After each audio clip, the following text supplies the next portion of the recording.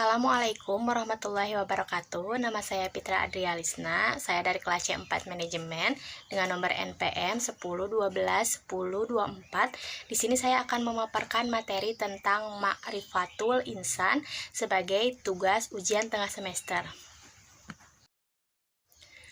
Materi yang pertama yang akan saya sampaikan yaitu tentang tarif al-insan. Manusia berasal dari kata manu yang berarti makhluk yang berpikir, berakal budi, atau makhluk yang berakal budi. Manusia adalah makhluk ciptaan Allah yang memiliki peranan penting di muka bumi ini. Manusia dipandang sebagai makhluk yang paling tinggi derajatnya dibandingkan dengan makhluk yang lain. Manusia terdiri dari 3. Yang pertama itu ada aklu atau akal, yang kedua itu ada qalb atau hati, yang ketiga itu ada jasad. Aklu terdiri dari ilmu pengetahuan, qalb hati terdiri dari kemauan, keinginan, dan bebas memilih, serta jasad terdiri dari beramal. Manusia diciptakan ke muka bumi, yaitu yang pertama untuk ibadah. Apa itu untuk ibadah? Untuk ibadah adalah manusia diciptakan ke muka bumi hanya untuk menuruti perintah Allah. Yang kedua sebagai khalifah. Sebagai khalifah ada 3 bagian. Yang pertama menegakkan hak dan keadilan di muka bumi. Yang kedua meninggikan kalimat Allah. Yang ketiga membersihkan bumi ini dari najis dan syirik. Pembahasan yang kedua yaitu tentang hakikatul insan. Manusia harus memahami hakikatnya di dunia, yaitu sebagai makhluk yang diciptakan oleh Allah SWT. Hakikat terdiri dari 5. Yang pertama itu makhluk, yang kedua itu yang dimuliakan, yang ketiga itu mukallaf, yang keempat itu bebas memilih, dan yang kelima itu balasan. Yang pertama ada makhluk.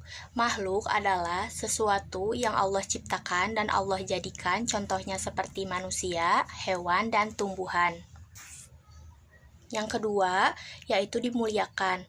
Manusia adalah makhluk yang dimuliakan oleh Allah Subhanahu wa Ta'ala dari makhluk yang lain. Yang ketiga adalah ibadah.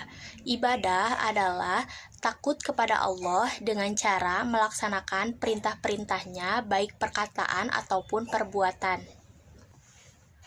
Yang keempat yaitu bebas memilih. Manusia adalah makhluk yang mukhayyatun, yaitu diberikan pilihan oleh Allah 2 jalan. Jalan yang pertama adalah jalan takwa, yang kedua adalah jalan kufru.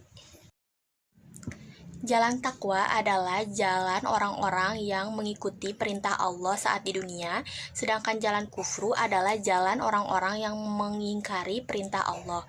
Ada 2 balasan bagi orang-orang yang memilih jalan takwa ataupun jalan kufru. Balasan yang pertama yaitu balasan surga. Balasan surga diberikan kepada orang-orang yang bertakwa, sedangkan balasan neraka adalah diberikan kepada orang-orang yang berperilaku kufru. Pembahasan yang ketiga yang akan saya sampaikan yaitu tentang hokatul insan atau potensi manusia. Potensi manusia adalah anugerah yang Allah berikan kepada manusia karena Allah menciptakan manusia dengan sempurna. Potensi yang Allah berikan kepada manusia itu ada 3. Yang pertama ada potensi penglihatan, potensi pendengaran, dan potensi hati. Potensi penglihatan adalah potensi yang dimiliki oleh manusia untuk melihat cahaya. Potensi pendengaran yaitu potensi yang dimiliki oleh manusia untuk mendengarkan suara. Sedangkan potensi hati yaitu suatu raja yang ada dalam tubuh kita untuk mengatur semua bagian dari tubuh kita. Pembahasan yang akan saya bahas selanjutnya yaitu tentang nafsul insan atau nafsu manusia. Nafsu adalah kekuatan atau perasaan emosional yang terdapat dalam diri manusia. Insan artinya manusia atau diri sendiri. Manusia diberikan 2 jalan, yaitu jalan fujur dan jalan takwa. Jalan fujur adalah jalan yang Allah murkai, dan orang-orang yang memilih jalan fujur dia akan mendapatkan balasan di neraka dan adalah orang-orang yang hina. Sedangkan jalan takwa adalah jalan yang Allah ridhoi. Orang yang memilih jalan takwa termasuk orang-orang yang beruntung dan Jalan yang Allah berikan ada dua jalan. Yang pertama ada jalan fujur dan ada jalan takwa. Jalan fujur adalah nafsu dan jalan takwa adalah jasad. Kondisi manusia kadang suka tidak statistik. Yang pertama, saat zikir menonjol, maka hati akan tenang. Saat syahwat menonjol, nafsu akan tak terkalahkan. Dan saat akal menonjol, nafsu akan. Yang selanjutnya adalah sifatul insan atau sifat manusia. Manusia adalah makhluk yang memiliki sifat yang dibentuk dalam dirinya. Allah menciptakan dua jalan kepada manusia, yaitu ada jalan takwa dan ada jalan fujur. Jalan takwa contohnya ada bersyukur, bersabar, penyantun, bijaksana, dan penyayang. Sedangkan jalan fujur adalah berkeluh kesah, gelisah, pelit, zolim. Jalan takwa adalah jalan orang-orang yang selalu mengikuti perintah Allah dan menjauhi larangannya. Makna jalan takwa yang pertama yaitu selalu taat dan beribadah kepada Allah. Yang kedua, membersihkan hati dari noda. Yang ketiga yaitu takut kepada Allah dan mengakui Allah sebagai Tuhannya.